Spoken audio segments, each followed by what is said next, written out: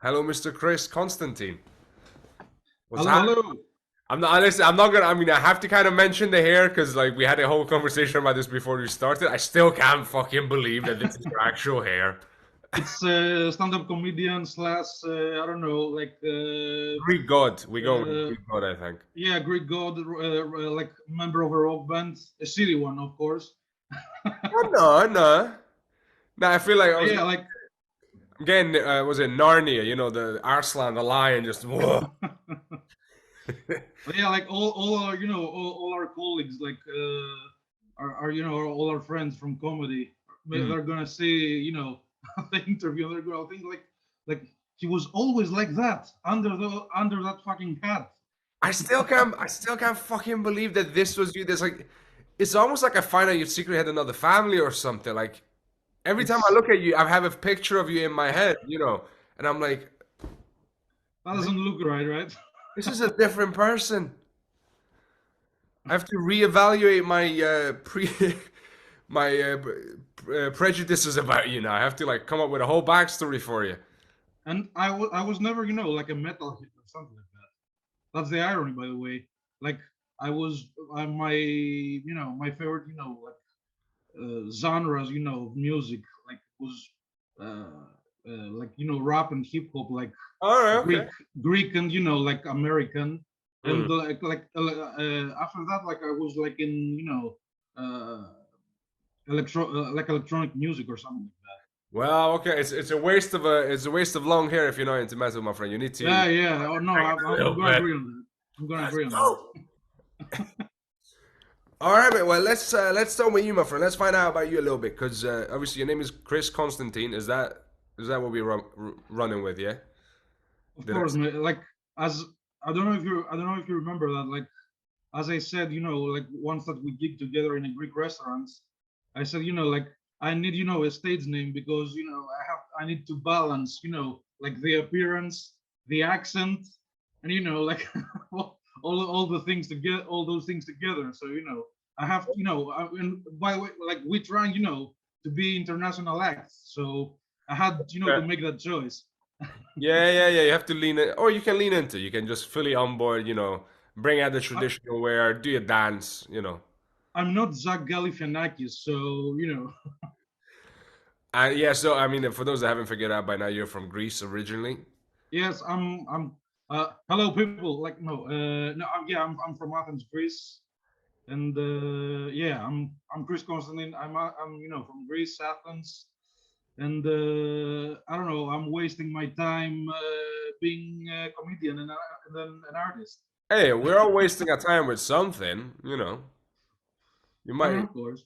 well, we fill it up that time. It's not a waste. I mean, you can call it a waste, but I'm quite happy doing it. So, No, uh, no, I'm always punching down or punching myself actually. So and you're quite interesting because I mean, we talked a little bit, before, like, I mean, before the podcast and stuff. And I mean, you're an actor, comedian. You went to America to study acting. You've done all kinds of crazy things. yeah, like, I moved like actually to give you a like the actual time like the time that I did that. Like I moved out from Greece like in 2017, Right. and yeah, I went to New York, Mm-hmm. and I was there like for a year, and then I moved to Scotland. Mm. So and it was only I went to the States only for studying. So after tears, sweat, and long nights, I managed, to do that. Like, I almost, bankrupt my my grandfather, and I had like I didn't have the money. Like it was like some money that I had, like when I was working, like my mom supporting me, and my grandparents, and an uncle and a family friend that that doesn't wants to mention him. I don't know. Just okay, just anonymous An benefactor. anonymous family friend or something like that. All right, But okay. yeah, I it was like a Ponzi scheme. Just a pyramid. I made everyone, oh yeah, it's gonna be fine, mate. We're gonna make money. It's like Bitcoin all over again. Bro, listen, you put me through school. I'm gonna mention you in my Oscars. If you bring two more people to donate, I'm gonna mention them at the Oscars as well. But I'm gonna mention you first. I think you will be fine with that. All right, okay. I mean, let's start in the beginning. Is a very good place to start. How come acting? Why acting? How did that happen? When did you decide to sacrifice your entire life on show business? Exactly.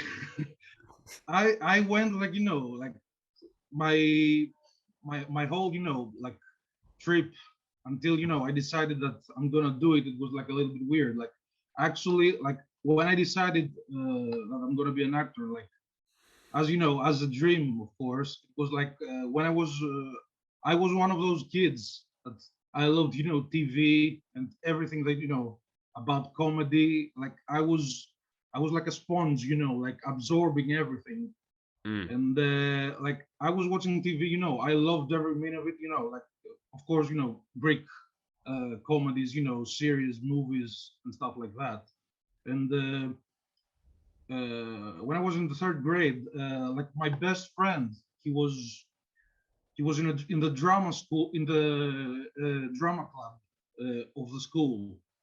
So not like I don't know how it is, how it was on maybe in Romania or in other countries, but it was like an extracurricular activity, like on yeah, Saturday and yeah, Sunday. It wasn't like during school or stuff or something like that. yeah. So That he is something was, that happens. yeah, yeah. So it was like he was in the drama school, yeah, in the drama club, and I joined because I was like, hey, why not? I want to be with my friend all the time, so we can have fun there. And that was in third grade, like in elementary school. Mm, So the actual decision, like I took it, like I was like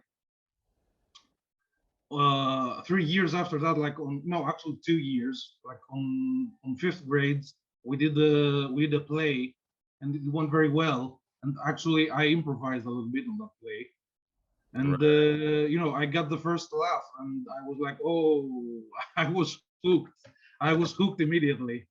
And actually, took it took like it was it that moment, put it in perspective, like in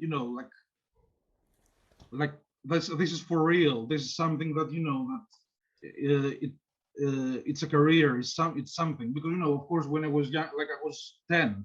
When you were younger, I was just like, I want to be myself and make other people laugh. Yeah, I didn't quite get it. Like, is it like, yeah, I'm just having fun with my friends. That's the gig, right? yeah, But yeah, of course, yeah. like joining, the drama club, that it put it in a,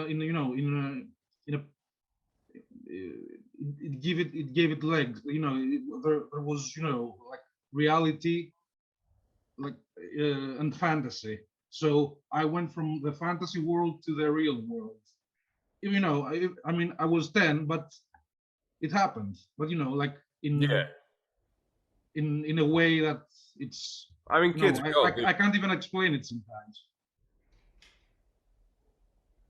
And then did that. So just realizing how, because I'm just thinking of how it happened to me, which for me it was like a massive just identity crisis. And then I was like, okay, what do I actually enjoy doing? And I'm like, well, whatever I do, I seem to be either I'm performing in one way or other. I'm making jokes. I'm always around sort of self-expression. I'm around the stage. I'm around the attention. I'm around making getting stuff out of my system, as it were. I seem to be navigating around that. So I was like, well, maybe I can make that the focal point of whatever career I'm gonna have or whatever activity I'm gonna spend my life with. For you, it happened like later in life, right? I mean, it was basically I was already doing it. Like if I look at my childhood pictures, and I don't have I mean, I don't really have a picture in which I'm not pulling a face or doing something, you know.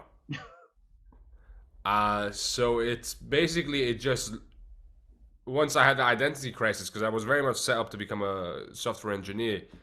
Then I started looking back and I'm like, wait, these like little morsels, you know, along the way, these little bits and bobs that if you actually start paying attention, you're like, oh, that's what I actually want to be doing. That's what I enjoy doing, you know?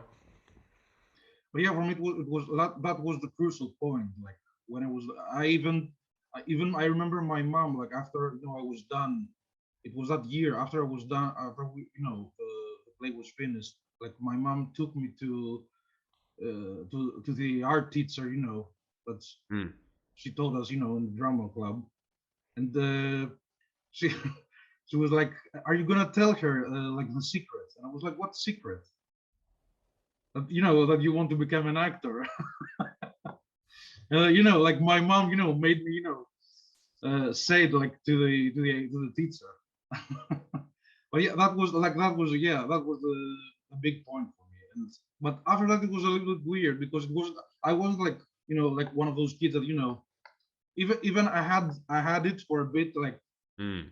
uh, I discovered this like very early in my life. Even it was for me like that, and like all the very acting and nerd acts of that we have. But Yeah. other than that, after after that point, I dropped a little bit, and I was like, oh, maybe I was starting listening like to some like comedic radio shows, and like watching like late night TV and something like and stuff like that. So that took me like to another path. So like when I was in middle school, I said, oh, maybe I like acting, but maybe journalism and like TV and media is like the my cup of tea eventually. All And right. Yeah. like back then I decided, yeah, maybe that's my. And for a couple of years that was my that was my path on That was your goal. All right. and So after you like kind of when I finished school, actually, like high school, I went to like a college and studied journalism for 2 years. And at the same time I was studying, I worked as a journalist too. But yeah. as you can see, my my priorities and my choices, uh, they weren't very good. No, so basically things got muddled up a little bit for a while, is what you're saying. No, and not only that, like well, it was like when I decided, like, when I became 18, and I finished high school and all that. It was the beginning of the financial crisis, so Hmm. it was a pain in the butt, to find like jobs, like in general, but also in the media world. It was like, yeah, come on, yeah, come here for seven out of seven with 350 euros per month. So it was like, that was the Oh, again, hang on. So 7 out of 7. yeah, with I don't know, and you're gonna earn maybe I don't know 350 euros or 400 or something like that. Right, a month. Of course, yeah, per month. Okay. I mean, I don't know. I am not familiar with the Greek market, but I imagine that's not a lot. Yeah, I mean, you don't have to to know things about the Greek market, but I'm telling you, it was shitty anyway, and also like the conditions and the circumstances, they were dreadful. So So when did it crystallize that you want to make your way back to acting? How did that come about? actually, it happened very soon. Like when I was like, between 2011 and 2013, I was studying journalism, and I was working as a journalist. I was a trainee, actually. Like Yeah. I did I my successful career in journalism was €0 per, I don't know, per month. Actually minus, because I had to spend money to go there, Yeah, to fair take enough. the public transport to go to the office. Mm. So yeah, that was my bright career in journalism. So yeah, like actually, like in 2013, like I just I was done with journalism. uh, I graduated, and I took my degree. Sorry, So man. I just realized I keep yawning. It's not nothing to do with you. I just had a very busy day, and just realized no, don't worry, don't worry. I I feel mean, like I didn't you mention that. can the magic of editing. No, and it's gonna stay in. It's everyone's gonna see my fucking. Like, oh, Chris Constantine is boring. No, oh, he's maybe maybe still, as is a little bit tired. Silas needs to sleep a bit more. Uh, anyway, all right, okay. So, But Dustin, yeah, that year, like summer of 2013, I was like, it sounds very poetic, actually. I was it was my last job as a journalist. I was like hmm, in it was like a web TV type of thing. That right? it was trendy, like back then in Greece. Everyone thought that we're gonna have like a web radio or a web TV, and it's gonna be fine, and we're gonna make it. But of course, it was like like pointless. So I was there, in the office looking sad, and there was another guy like across my office. That He was a new guy, and a more experienced journalist. And he he told me at some point, like, hey, you look a little bit sad. Can I can you suggest something? Like, if there's something else that you like and you think you can, make a career out of it, you should do it. And the same day, I went to the director, of the company, and I told him, yeah, like, hey, look, this is it for me. I'm quitting. Okay, so that's kind of fascinating because like you were aware, like it wasn't like crystal clear, but you kind of knew there's something off. This is not exactly you. Yeah, and by the way, at the same time, that was the point that I was actually. I was, I started, thinking about, moving out of Greece. By the way, at the same time, Mm.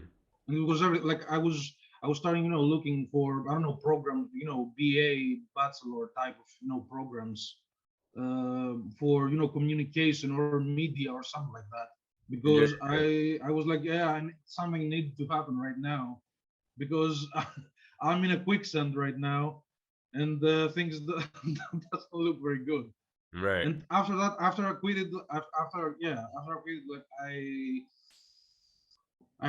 I went back to the same college that I was. They had like a theater program, like, performing arts program, and I joined that. And actually, I did it for free, because there was a deal when I signed up. Uh, when I did, journalism, they had a deal, like, if you can do, like a 2-year program, and then do another one for free, or Mm. you can maybe have a discount. So I chose the first one. So, and then there you go. Like, I was like, okay, I'm gonna go there. If I like, if I'm going to like it, it will be fine. And I liked it, and I just, stayed. All right. So that was briefly, like my my whole, the whole process when I was in Greece and what happened. And after that point, like, when I started, a similar thing happened, like, later, after I was done with, the acting program. Like, it was for another 2 years, so it was like 2011, 2013, until 2013, I was studying journalism, and from 2013 until 2015, the drama school. Yeah. So it was back to back. And when I finished the actual the acting program, I was starting to have I was starting like having panic attacks and depression and all that stuff. And but Okay. it wasn't like like that happened like that. It was there, but yeah.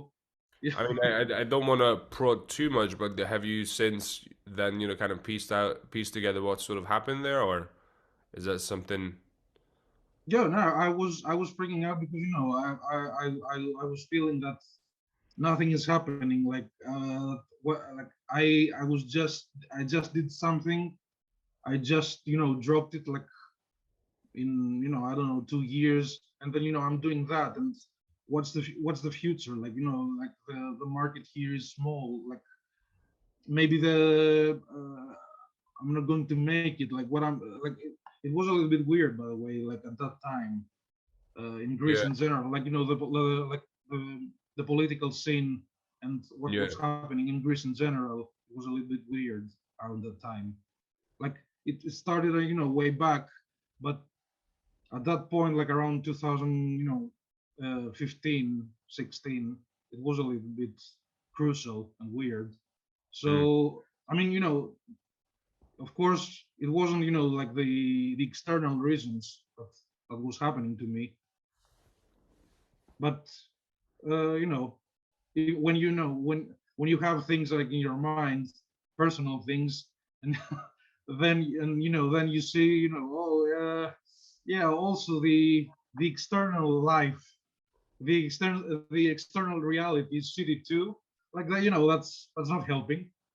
Yeah, I mean, mental health is multifaceted, and on the one hand, yeah, if you're having like a personal crisis, as you've mentioned, sometimes like you can handle one or the other, but if you have both, one is gonna basically make the other one so much worse.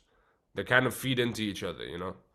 Yeah, I mean, trust me, it was weird, but and to to fast forward things a little bit, like in 2016, an old teacher of mine, an acting teacher that I met back in 2014.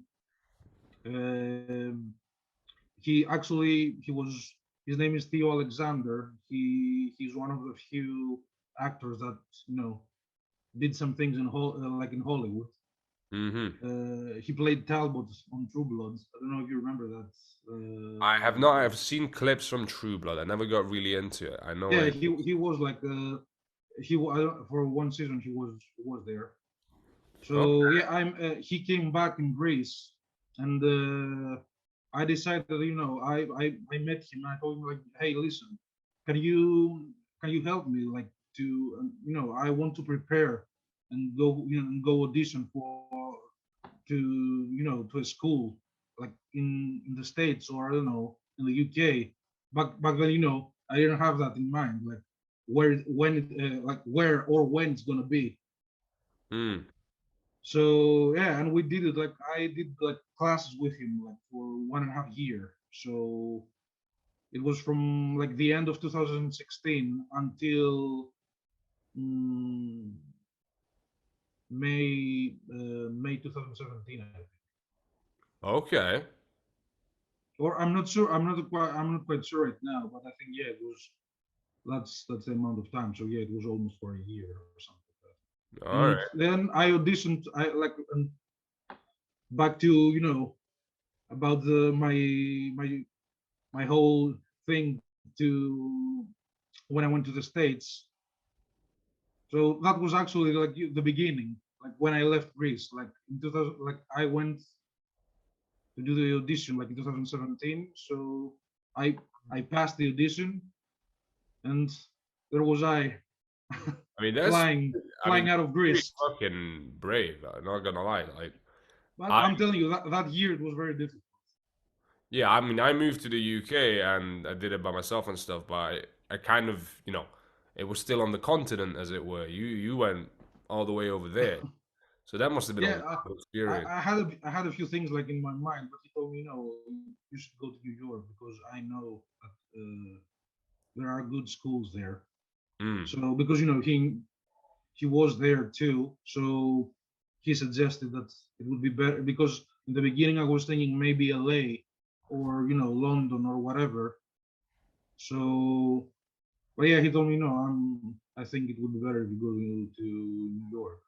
Actually, and Yeah, New York is famous for being a theater town. So yeah, but to be honest, like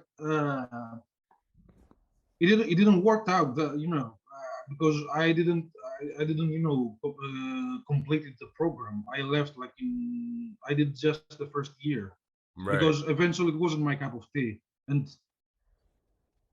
Uh, and not only that, back in Greece, I had another teacher like in the drama school, and he actually studied in that school that I went. Like practically, he taught us like like the best things out of that The heat technique, power. Yeah, if yeah, yeah. you want to say. So like that's by the way, that's another crucial point. When like I decided this is it. I'm not going to continue when uh, I was watching like like a random class from the second year, like people that they were in the second year of the program, and I saw like whatever I was doing like 2 years ago. So like yeah, Ah, what okay. I was like yeah, maybe this isn't for me. Like I've already done this. I don't have I really I really don't have the money, and maybe it's not for me. It's not for me. And to be honest, it was a little bit too much of you know jazzy hands, very Broadway type of school. So I mean, I knew that when I was joining, but eventually it was even more than I Yeah, then you than I anticipate it. was. Yeah, it's like Yeah, when you really want something in the beginning, you're willing to look past it. Like it'll stand out, but on the one hand, it's like okay, well, there's jazz hands, let's say for instance, but like okay, maybe that's only a certain amount they do that, and the other stuff is something that will work for me. But then once you get there, then like so you're giving them the benefit of the doubt, but also you're just kind of falling in love with the idea of going to this school. So you kind of there's that blind spot element of it as well of like yeah, it'll be great, don't worry. exactly, And then, exactly. and then suddenly, this the rose tinted glasses fall off, and you're like, oh, okay. And not only that, like the combination of that with Mhm. my anxiety issues, because I had that too. Like I romanticized everything, and I was like, yeah, I'm gonna move out, and everything's gonna be fine. Even my anxiety is gonna go away, but it didn't, of course. So it was like a combination of two. Yeah, yeah. I mean, My actual decision, of course, it wasn't like because I had anxiety, but I'm just saying like in general, like you romanticize everything, like the school, the mm, life, like oh my problems are going to stay in Greece, and I'm gonna I'm gonna fly out of Greece, and that would be fun, and that would be it. yeah, fair enough. Fair. Yeah, I can relate to that in certain aspects of it. Although I was quite lucky. Yeah, I was aware that it's gonna be tough. Then again, when you live in it, you realize that tough actually does mean tough. Like, oh, you have that moment of like, right, okay, buckle up, I guess. Let's go. This is what we're told. This is what it feels like. Let's go. Um. Okay. I mean, And first of all, well done, you man. Just going out there into the world by yourself, and I take my hat off to everyone who does that because it's not an easy thing to do, and it's a lot of fun, but it's also it comes with risks.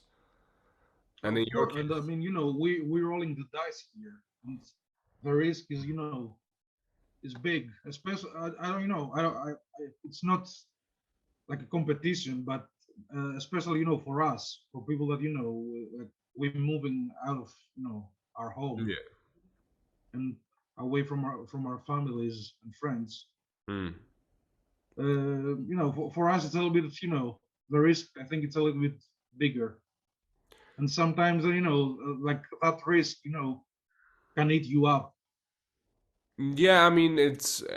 I'm not gonna lie. Like the difficult element is learning how to navigate this space where you're kind of, you live in a different country, but all your friends and family are, back home, and you have your responsibilities towards them, but they change. And like I know in my case, like it took some serious, like afterwards. When I went out, I was like, poof, I'm going, I'm gone. Thank you. I'm gonna find my people. I'm gonna find my friends. It'll be amazing. And it was mostly that. But then, life happens, and you have to really reconsider what you expected from yourself and from your family. Now, considering having this massive distance between you, suddenly you can't turn up for them when they need you necessarily, and they can't turn up for you when you need them. Of course, And that's a little bit harsh sometimes. yeah, That's the that's a thing. bit of a And mindset. also that's a little bit scary. Sometimes when people ask me, how things are there. Yeah. Like I'm telling you, like the first 6 months, it's the big it's the biggest and the hardest process of doing that thing, because you're away. And if you just got the flu, you Mm. have to go to the pharmacy and take whatever you need. Your mom isn't there. No, absolutely. Like, there's no. I mean, over time, you build up your own, connections here, and you sort of build up your own little tribe, and they help you, and you help them. So that doesn't change. But yeah, there's something to be said. There's something very special about you're the first friends, the first. Your parents are the first people that you interact with, and you have this very intimate relationship with. So yeah, there's just something to be said for giving that up, and it is a sacrifice.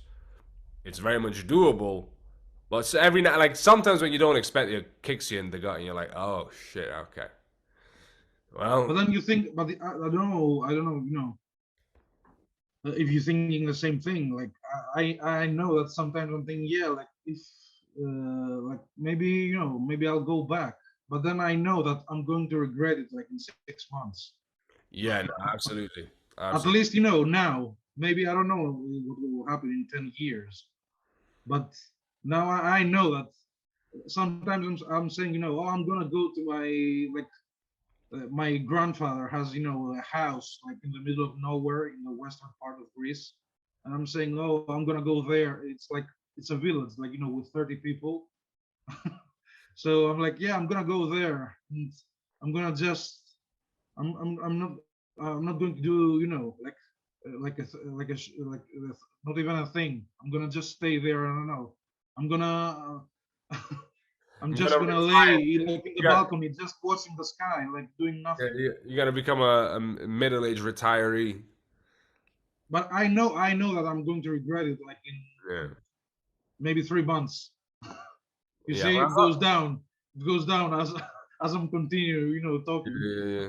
I'm not gonna say never, never say never. So I'm not gonna rule going back home and that, like, moving back home, but there's gonna have to be a lot of changes in my life and in the world in general for me to be like, okay, let's head back.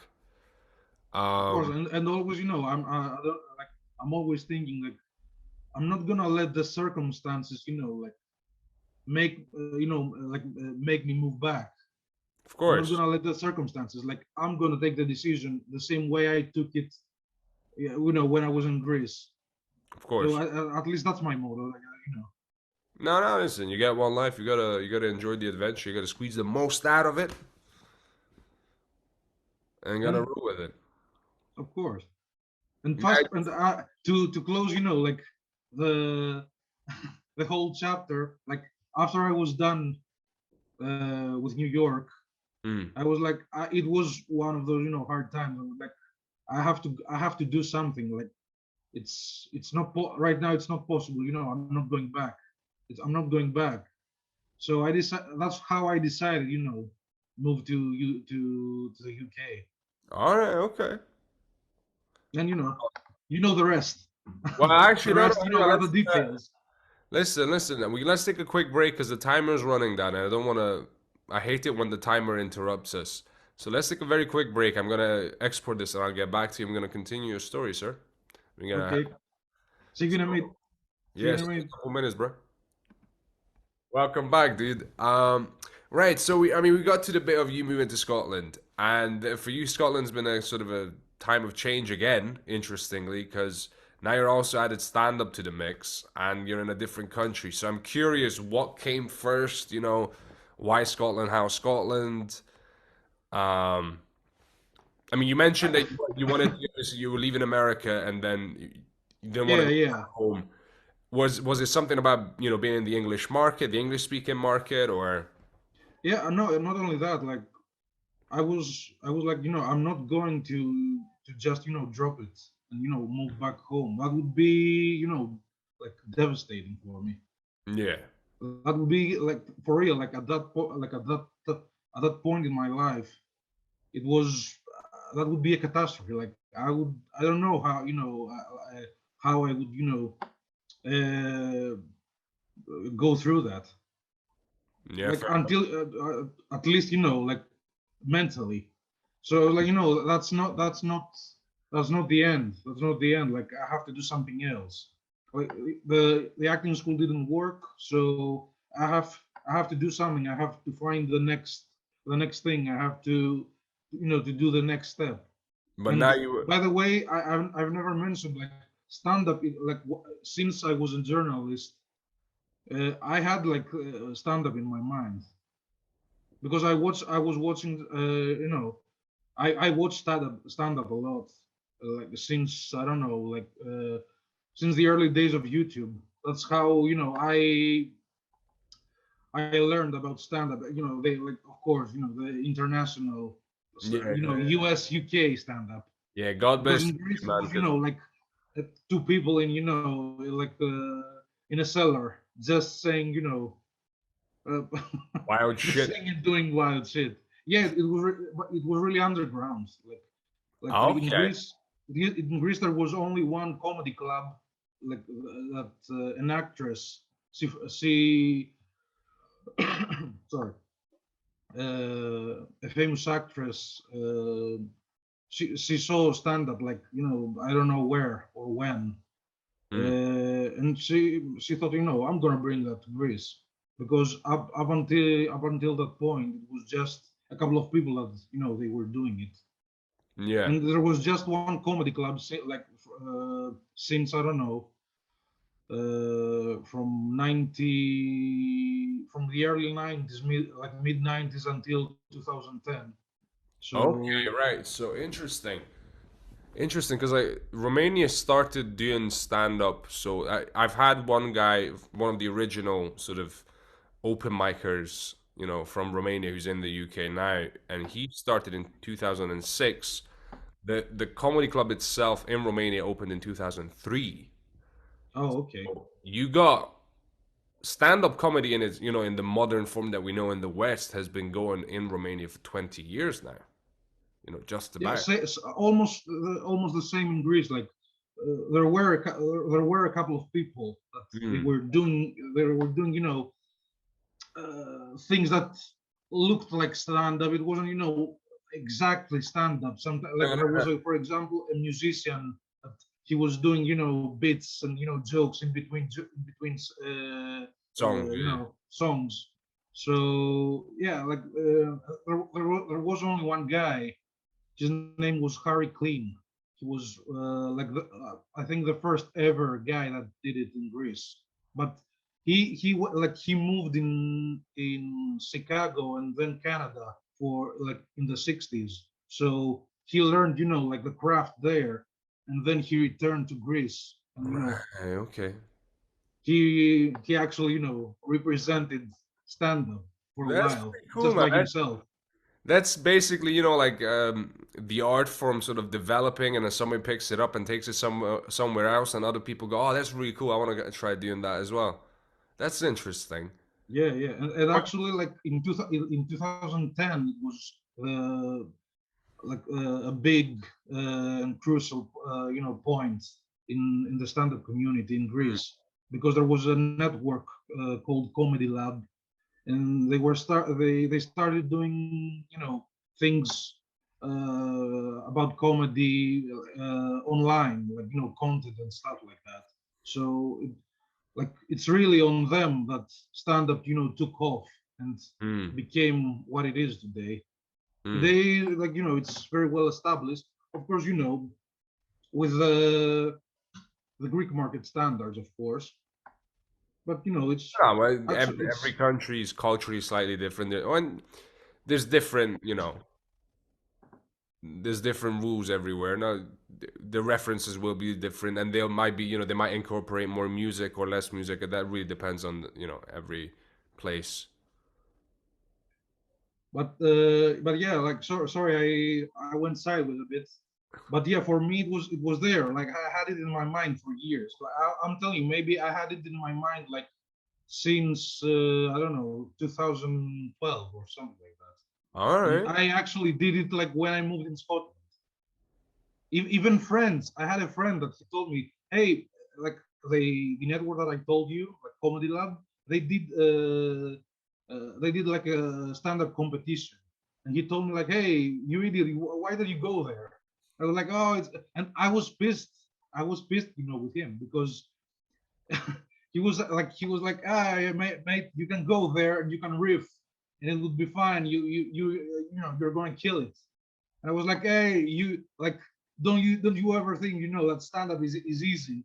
So I was, Oh yes, the classic when your friends, yeah, I've when you got friends that are not doing stand up and they're like, oh, then this is like I could do this, like okay, good, do it. I was like, yeah, it's just I don't know. I've seen a couple of guys. They're always doing the same thing. I want to, I find it boring. If I did stand up, I would be doing something different every night. And I'm like, sure, buddy, well, sure. I cursed on him, not because he thought he's good. He was supportive and positive about me that you're funny, like you can go there, you can kill it. And I was like, hey, stand up, it's not that easy, mate. So just be careful. Like I'm not going there, and riff it and like win the competition or something like that. I So I love was, when you got I was defending stand up in a way. you got angry at someone for believing in you. Yeah, exactly. You were like, don't you dare say I can crush it. You need to undermine me. You need to be like my mother. Tell me I'm not nothing I ever do will be worth something. Come on. I'm not used to this. Oh, fair enough, man. Okay, and so you've always kind of had stand up in your mind, and you get to the UK, 2017, right? No, actually, 2018. I 20, was in the state. yeah, 2017. I was in the states in 2017, and All right, I was there for 1 year. yeah. Yeah. So 2018. Sorry, man. I really need to fix So sleep. yeah, like I moved from the states like I went to the states in September. Yeah, like in September 2008, 2017, and I left on September 2018. Right. Okay. Okay. Yeah. Yeah. Oh, I remember September 2018. Nice. back in the old days, the good old Nah, it's days. just I've got vivid memories. 'Cause, yeah, that year was the time I took some. I had to basically after I finished my course, I was just so mentally exhausted and psychologically exhausted and everything. I just had to take some time off to deal with some stuff. And I remember around August and September, I was like, okay, I think I'm ready to fucking go back out there again. So I started just putting myself more out there and yeah. Okay, so you come here in 2018, right? So what happened next? In the sense of like what happened next is like so how is the acting on the back burner? Are we leaning into stand up? Like I'm curious how you manage both. Yeah, actually, I put acting like aside for a bit. Mm-hmm. So yeah, like practically, I just like the first year that I moved in, I just worked. I Right, just okay. worked there, like I was just in a restaurant, just figuring things out, like what I'm going to do, what's going to happen, and uh, I'm telling you, actually, I like and like another weird thing, I took the decision and I was like, okay, I'm gonna do it because I watched on YouTube a guy like I don't want to say like there was a guy doing 5 minute spots like um on Conan O'Brien. So I saw that and I was like, it Conan was O'Brien, yeah, yeah, yeah. yeah yeah. And I was like, it was so bad. It was so bad that I was like, this like I can do 5 minutes right now. And it would be funnier. So it was my arrogance, you know, Yeah, like fair enough. chime in for a bit, and I was like, no, no, like if that's how someone gets a 5 minute spot on Conan, Mm. I think I can do it better. Fair, yeah. That's a fascinating thing Of about. course, that's not how you're doing it, but I'm just saying, like, at that point, I was like that. I was, I thought I had that thought for a moment. Now that's fascinating, because I've had this conversation with a bunch of people already, but like for instance with music, there's very clearly different genres and different styles, and you wouldn't put them all together. You wouldn't judge them, the same way. You wouldn't say, oh well, there's classical music and there's heavy metal and there's pop and and that's traditional Lebanese, I don't know, something, and let's put it all on the one night and they're all the same thing.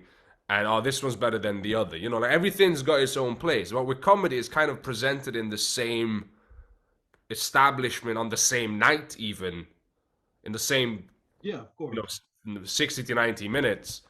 So we kind of lose the subjective element of it. I was like, there's rules to comedy which are part of every. They have to be part of every successful set, more or less. But there's also the very subjective element of some people won't like certain topics, or even just the references they'll make will be very popular in this subcategory of the population, while they'll get nothing on the other side, or they might get booed on the other side.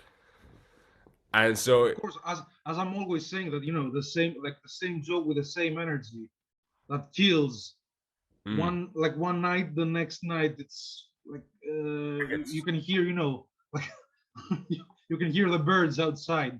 yeah, absolutely nothing, and the same joke, and you know where you're on the top form, and nothing. And the other thing is just learning how with like not judging other comedians based on your own sense of humor as well, which I've noticed. Like I've I've met comedians on the circuit, and some I'm like, oh my god, I want to learn exactly what you're doing, because I don't want to copy your style, but the humor and the way you communicate and everything is just, that's what I want to be able to do. And then some other comedians, and some might be more successful and some might be less successful, but you're like, really? I I'm telling you, at least. No, and then no, finish what you're saying. I had that reaction, but then I was like, I had to take a step back and be like, hang on, they're doing their shit and they're resonating with an audience that they've cultivated.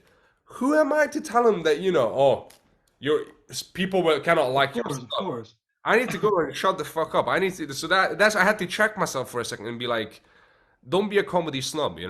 I had to tell Yeah, myself that.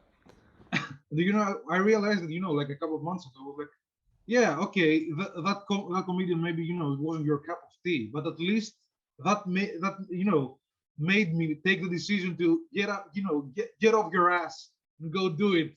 Yeah, yeah, Finally. yeah. Exactly. No, that's fair as well. But it just, So I took something out of him. yeah, you had a positive influence on your life. You're like, fuck this. I can do this all day. Let's go.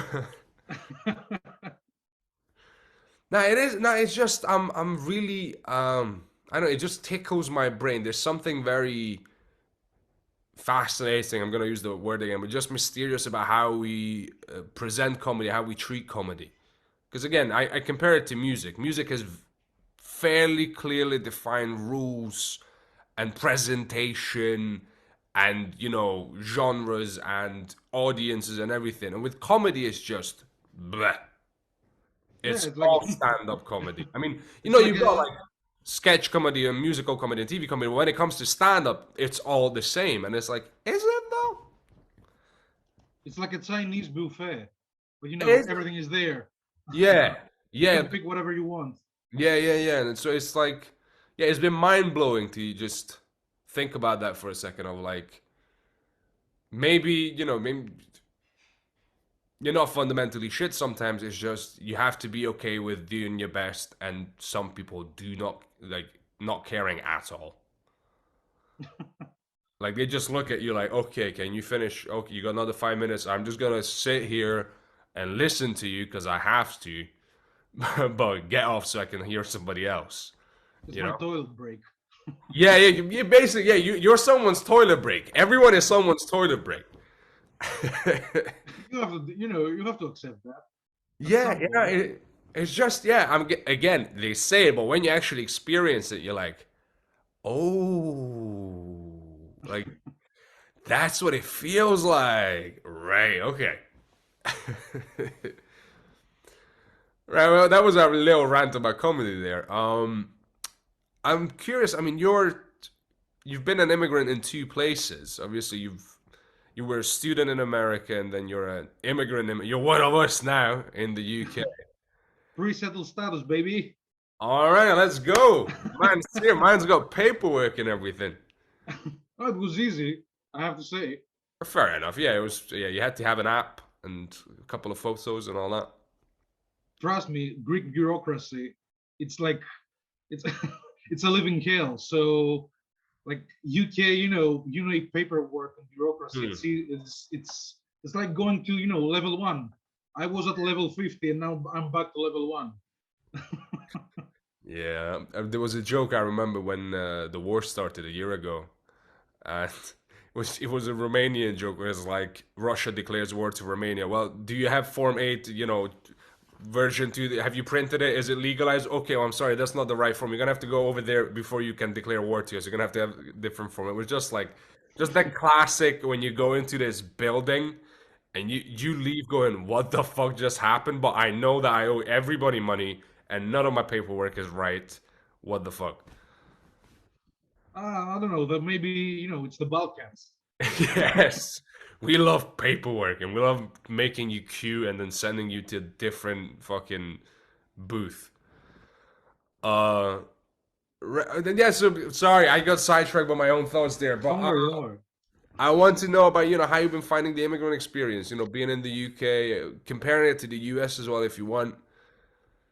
No, I have to say that for me it wasn't like that big of a difference. Like I think it's almost the same.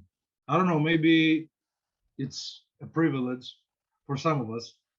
Uh, and on a serious note, maybe I think it's a privilege. Sometimes it's different. Like when you are the same, we are the same color. With Ah, okay, that's fair. the people that live in the countries that we moved. So Hmm. sometimes it's that primitive. It's that primitive. Like how maybe other people Yeah. their perspective and how they filter things. I But mean, they don't uh, realize how to categorize you until you open your mouth and they're like, oh, you're not from oh here. yeah, of course.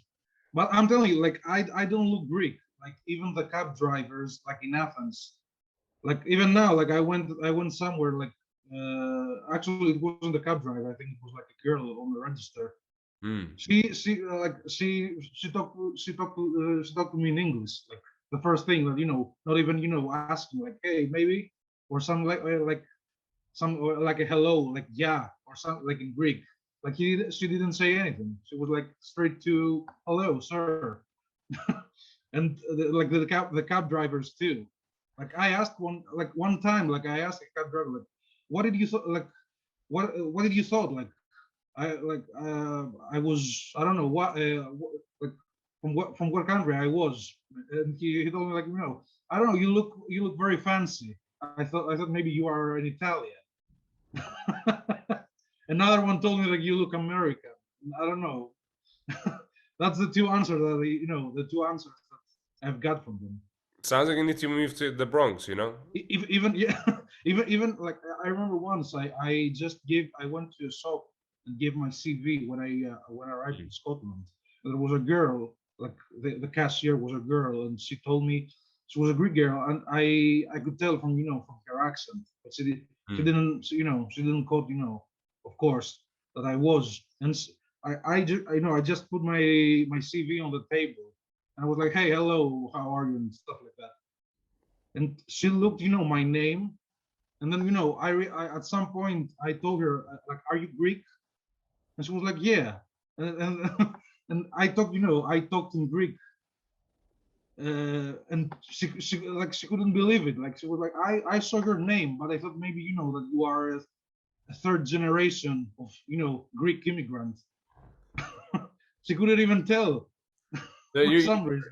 you're running with the ethnically ambiguous look, is what you're saying. Of course, yeah. Oh, I have another one. Another friend told me, not a friend, another roommate, because I used to live in a hostel the first year I was in Scotland. Told me like, because I had like long hair back then, and he told me that you look Scandinavian.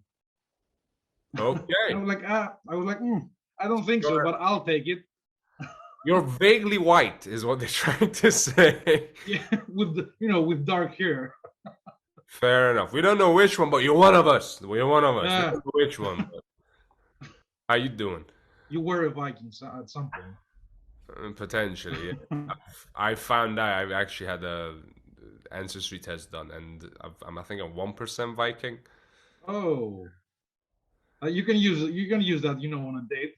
That's gonna be me. That's gonna be me if I ever need to move to like the Scandinavian region. Be like, guys, I'm just saying, like, little brother in. Sorry, buddy. Okay, so I mean, so what you're saying is like you've managed to fit in quite well and nice and easy, and it's been Yeah, like I have like for like I like nothing weird happened to me ever. Like fair. maybe something racist or something like that. Hmm. Like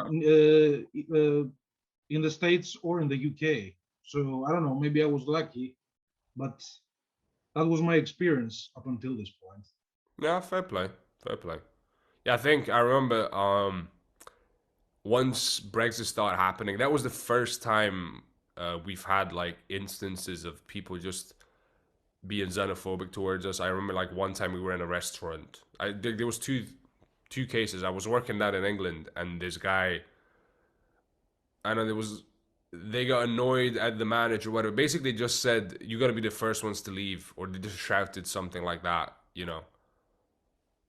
along those lines. But that was the first time like we've experienced like, oh, you're being xenophobic towards openly xenophobic towards Eastern Europeans, which was yeah fascinating to watch. But yeah, I witnessed something like actually like on a comedy show, a heckler.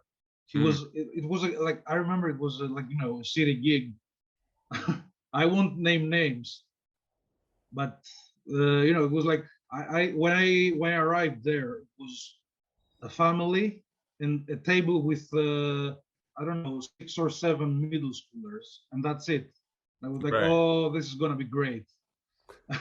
Long story short, like there was a guy there with an NFL like jersey, and I told him, hey, do you watch NFL or something? He was like, no, that's just a random jersey that I have. And I asked him like, are you here for the match? Because there was I don't know like a football game. I don't mm, know, not a big one, but there was a football game on TV. like an American one, No, like like our football. football, our All right, football. That, all that's right, what that. And I was like, he's here wearing an NFL jersey, watching football, soccer for the Americans. And he told me, oh, yeah, no, I'm not, I just came here, and he was actually friendly when he talked to me. And there was another there was it was like not it wasn't a comedy night, it was like a talent night, and there was okay, a rapper there that of course uh, he was black, and he had issues with him, and I was like, oh my god, like I was going after him. So he there was a technical difficulties with his I don't know with his microphone, so mm, he dropped it, and they brought me up, and I was like, oh, this is gonna be good. And I don't know, he yelled something, and then I told him, hey, buddy, oh, you're my buddy. Like, you came for the football match, right? And he was like, no. And I told him, I bet you, I'm sure that you're betting on corners, or Yeah, that type of guy. I'm betting on fouls, on corners, on yeah, yellow yeah. cards. And he liked that joke. And then he bought me a beer after that, and he wanted to chat. So that's my experience. Like, I witnessed something weird, but but it didn't happen to me. So maybe he didn't have it. And I told him, I was Greek. And he didn't have an issue with that. Interesting. So a heckler slash, like heckler slash racist slash, NFL fan. No, actually, he wasn't. Listen, people contain Slash, I don't know, drunk. people Something like contain that. multitudes. Yeah, people can be a lot of He things. he loved it. He loved it that I messed with him a little bit. Interesting. Yeah, the open mic scene can be very wild for a number of reasons, but yeah, it's just you never know who's gonna turn up. So that's always a very That was actually the only like racist incident that I witnessed. But fair enough. Well, lucky us. So far, so good. But yeah, that's yeah. There's no need for that, and it's always fucking annoying. Whoever's performing, they're already having, they have got nerves and everything. Don't be a dick. Don't make it worse. You know. yeah, I mean, of course. What was I gonna say? I'm just kind of curious about cultures and stuff, obviously, because you've been in the UK now for solid, coming up to 5 years now. Yeah, yeah, Right, this year in September, if I'm correct. yeah. You're correct. Yes, so I see I'm paying attention. And I'm just curious, what are you finding British culture compared to American culture compared to Greek culture like? I think one of the biggest differences is, like, at least if we're talking about comedy, that uh, I don't know. I think sometimes people, like British people, like they're on. They're always on. Like, when have like a small talk with someone, they're always they're always on to say something funny. And I have to say that it's not. It's a little bit more rare, like in, I don't know, maybe in the States, or at least where I was living, it was different. Or It in sounds like it. Greece, in Greece it was somewhere. It's maybe somewhere in between. So But you're in saying British, that, that's my what I noticed, that people are always on to say something funny. right? So they're looking to make crack jokes and Yeah, exactly. on the wind up. Interesting, interesting. Hmm. Otherwise, like,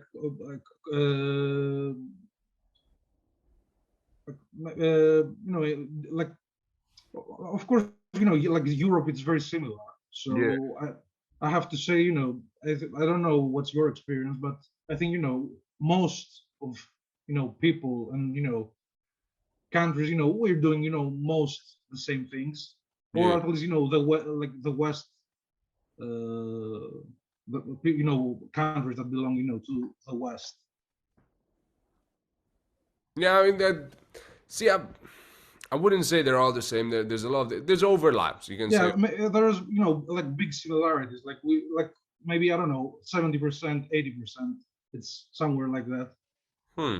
I'm not sure if I agree with that. I'm not gonna lie. Just because I don't know. I kind of even within the UK, you find a lot of differences going from town to town. Yeah, of course. I'm just saying, I'm just talking about the big picture. Yeah, I mean certain things. Yeah, they try to be. They strive to be open, modern, accepting. These are things that like at least outwardly they're all trying to be. How well they succeed and how much they actually do it. You can have that conversation as well. But at least the declared plan and direction is to let's be open and welcoming and You I know. mean, at least if we talk about comedy, I'll tell you that because I had that conversation with Mm, with one of my teachers.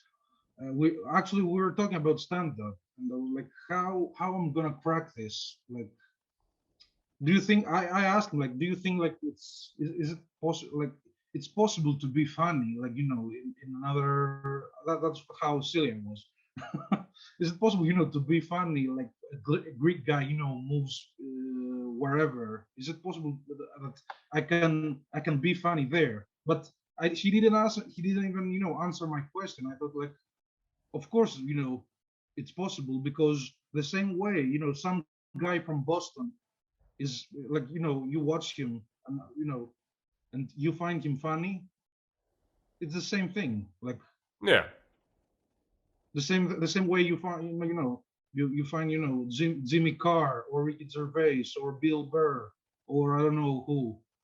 uh, uh, if you find them funny and you're just a millennial from Greece and you find it's Yeah, you yeah. get their humor. It's the same way for us. Like, yeah, most of the things are universal, at least maybe culture-wise, and movies, video Yeah, the games. references will be different and Yeah, of blah course, blah.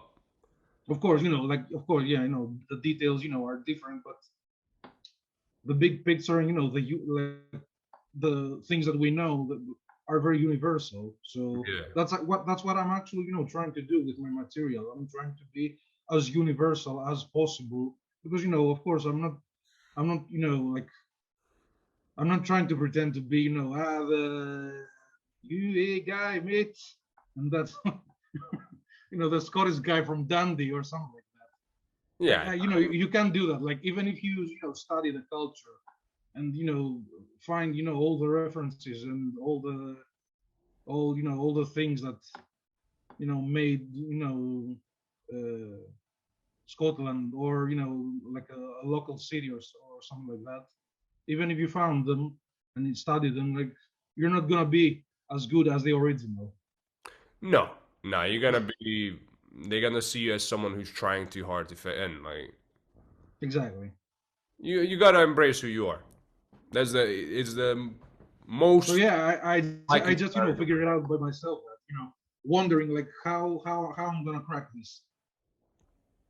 So that's in the same picture if we're talking about Yeah, culture differences and stuff yeah, like yeah, that. yeah, yeah. Yeah. Now, fair enough. Yeah, I'm always fascinated because there's like once you get into the nitty gritty, that's where the real differences start showing up, and it's always Yeah, there's no doubt about that. it tickles my brain just seeing how we're all the same type people but doing shit differently in different places because sometimes it makes sense you had to adapt to the environment and sometimes that's the tradition and you have to respect the tradition so shit gets passed on to you because. No, I'm telling you, I've learned that the hard way because I did the I won't say the joke because of course it's lame. I'm not doing my material, but I did a joke about the death of Queen. I did it like 3 days after she died, Okay. and it didn't went very well. No, no, no, no. That's And most of the crowd was like like people all from in their 50s and 60s. So yeah, I learned that the hard way. Sometimes you have to be a little bit more respectful. Of course, like that was my only goal. It was to make them laugh. It wasn't something else.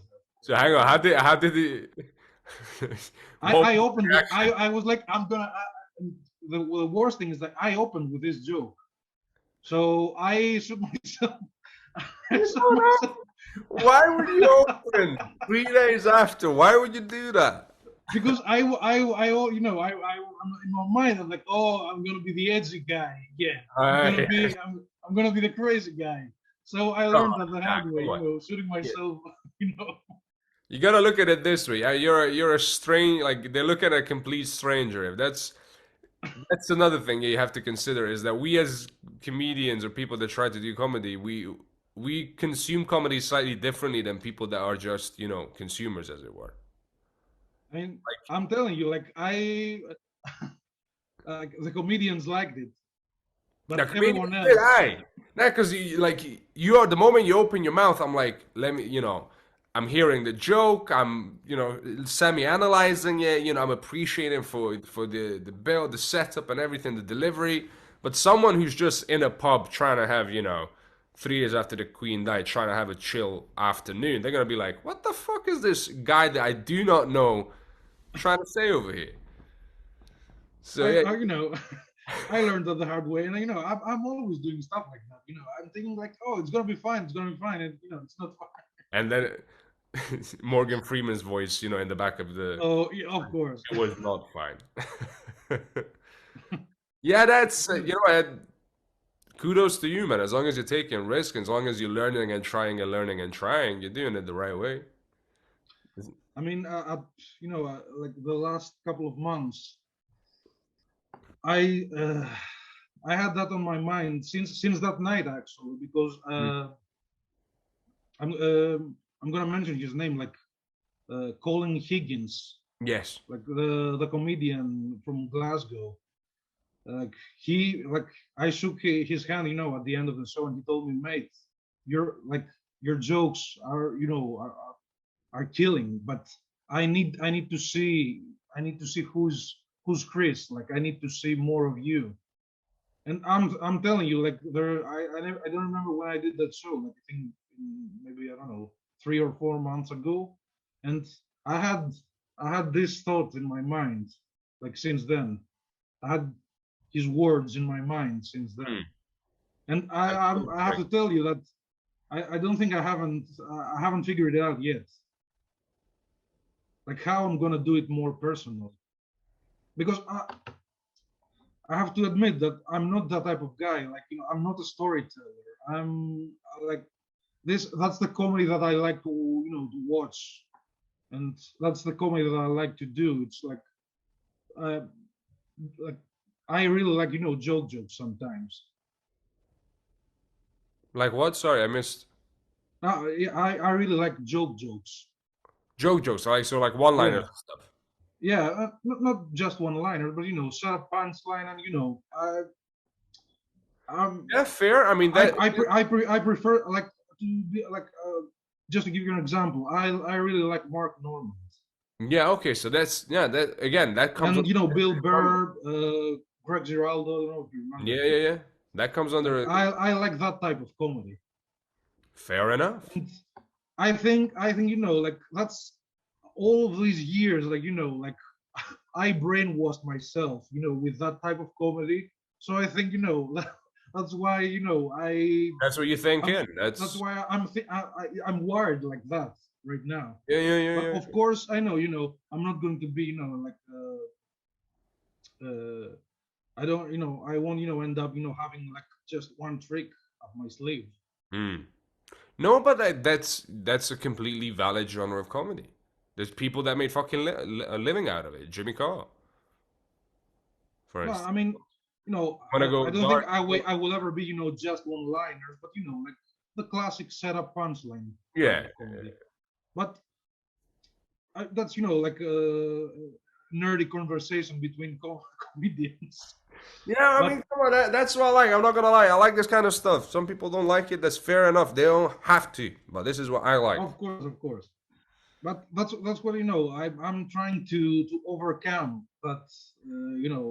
Because I'm telling you, he was right, and he complimented me, and he made me think like that I need something more. I need something more there. I mean, of course, you won't, you're not opening with that joke, but because it was that night. But what I'm trying to say is like I need to overcome that, like, and I haven't figured it out like 100% at this point. Fair I enough. have to be more personal. I have to uh, I have to reveal more things about me, and that's what I'm trying to do. That's the balance you're gonna figure out for yourself. I hope. Let's take a very quick break because time is running down again. I've got one more question after that, and you'll get on with your life. Cool, cool. Welcome back. As I've said, I've got two questions for you, which I love to ask at the end of everyone, which is first and foremost, you're an immigrant, you're an artist, you've done possibly many crazy jobs. What's the craziest jobs you've done that stand out to you? Uh, Actually, the most interesting job that I've done was like just before, the year before I moved out of Greece, like Right, 2016-ish, 2017. right. Uh, I worked for a company that it's the responsibility is they actually whatever has to do with um, movie production, like and how do you say it? The intellectual property, that has to do with movies, series, etc., etc. That's the responsibility. Like production companies they hiring that company, so they do, and we did the job for them. And technically, I was just an inspector. Like I was an inspector. I was going, in movie theaters incognito, or with And making sure with that with they're a with a not. badge and a paper, and I was like, hello, I'm from this company, and I'm gonna count how many people are going to watch the movie. So if so, and the result is like, if are the cinemas like saying that how many tickets are they selling. So that's what I was doing. I was checking, if there, how many people watch the movie, in random movie theaters, and then reporting back to the company. Yeah, yeah, yeah. I was And not aware that that's something that happens. So hang on. So your job is to so make and sure. So the production company sends in Greece people out to every randomly yeah, fuck not up. the production companies, like the companies hiring, they hiring that company that I used to work for to Yeah, do but that job for them. but is the production company paying for Yeah, this? yeah, So yeah. they're Technically, yeah, technically yeah. sending you out in that sense of And the okay. and the most fun part was, when I was incognito, like they didn't know. They didn't know. So hang on, so you had to like watch this whole movie with people, or you just went in Yeah, yeah, like the first yeah. I five had to minutes and watch then if I want to. Yeah, I could watch it. But sometimes, because maybe I watched the movie once or twice. yeah, you already So after a certain point, I started going like in, because I didn't just when I was out for work, hmm. I had to do maybe two or three movie theaters.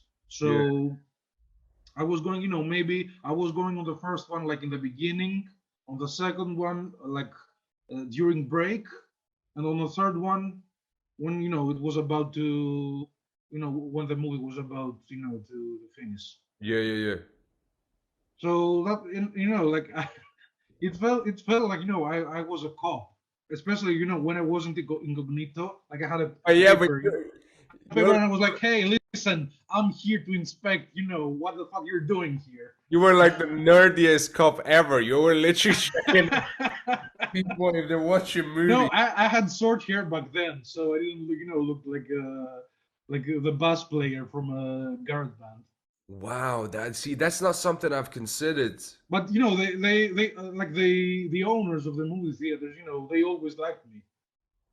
Yeah, I but don't after know a why. while, Maybe, hang on, but after a while, they would know that that's what you're doing, right? yeah. No, I mean only when only the times that they knew that I was there. I wasn't incognito, of course. Yeah, But but hang on. So when you say incognito, like you got a different hat on, and yeah, yeah. I was wearing like like a trench coat and yeah, yeah, sunglasses. yeah, yeah. I No, can't. I was there. I was there. With my popcorn. Oh man, this is wild. See, and again, because this business has so many different aspects and different little jobs and all little things that need to be sorted out that you don't even think about. Someone's getting paid money to watch movies and count the people. Yeah, to be honest, I don't know how, like, if they're doing it like that in the UK or in the States, or I don't know, in Romania. Hmm. I think that's a very, old school way to do it. I think maybe, right now they don't even, they just count, whatever Are there's you a sure server with you're a not? number of tickets, and they just check the number, and that's it. I don't know how they're doing it. Are you sure you are not part of a Ponzi scheme or a mafia front? No, Really? I'm telling you, mate. Like, I do. When I had like a task to do, because it wasn't a full time job. Mm. I if it was a full time job, my income would be very high. It was Like, actually a you proper know, paid job. yeah, yeah. Fucking hell, son. You only need basic maths for that one. Oh wow. No, I'm telling you, I know it was legit because uh, there was, someone that I knew, like, that, he was working there. So Mm. he actually offered me the job. Right, okay. And has any cinema ever been caught lying about the numbers of people that? Yeah, of course. I don't know. I don't know. When I was working for the company, but Yeah. I knew, because the person that worked there, like my relative or friend. Um, yeah, he told me that, like, well, of course we caught, many people lying, but of Right. course everything, What happened? everything. So what happened? Like the production company sues the cinema company for not Uh, it can go there. for It loss can of go there. Like, revenue. but most of the times, they were just, they just paid a penalty, and that was it. Ah, there's a penalty. Okay. But yeah, if the owner would be a little grumpy, and he was like, oh no, I'll show you, and they ended up, like, like in a court. Yeah, like, that was possible. Like, it's not, out of this world. That is wild. But yeah, I don't think, like, have you ever heard something similar before? No, I don't think No, so. no, this is the first I'm hearing of this as a concept. I mean, it makes sense when you think about it, but it is wild. Okay. You My didn't expect that, right? no, I did not see You that coming. expected, oh yeah, maybe, I was picking up strawberries in, I in the middle of nowhere. I don't care. Whatever you've done. Any crazy jobs in the UK? Any crazy jobs as an immigrant? No, I think, I just work for a rest. Like, I haven't done, many jobs. Like, when You, I moved you stayed in away from Scotland, crime, is what you're saying. of course. uh, I was a kitchen porter for when I moved the first, couple of months that I was Yeah, in yeah, yeah. Scotland, and now like, during pandemic I didn't work, so, and now I'm just working in a hotel. Yeah, that's kitchen porter's a job. My dad has done it. I've helped out.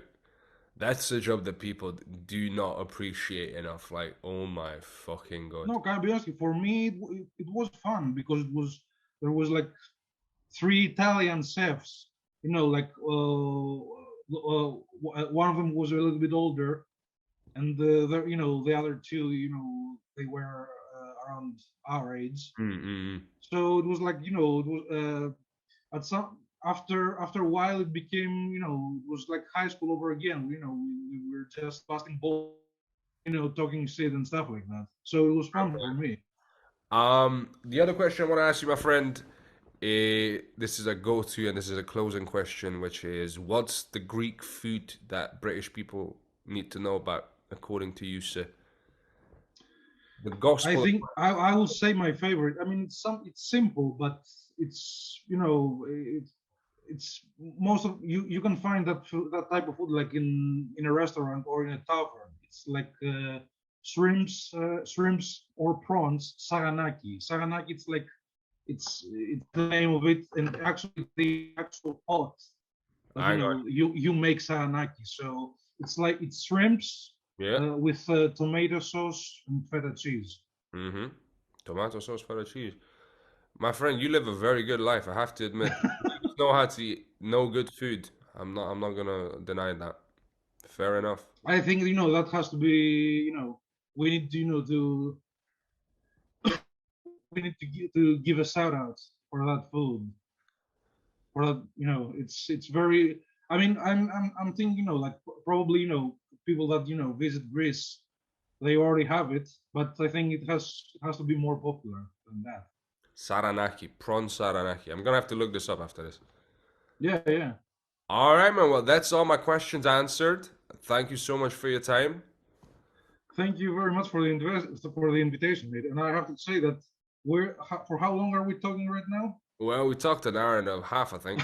I thought that it would be just maybe 25 or 30 minutes and that's it. Oh To be no, honest with you, I like to let people talk. maybe I don't know. It was my the negative voice inside my head. Oh, I'm gonna be boring, and we're gonna wrap this out like in 30 minutes. Nah, I like to listen. I like to listen. I'm gonna end the recording now, though. So officially, thank you so much. Cool. Thank you very much. Thank you very much, mate.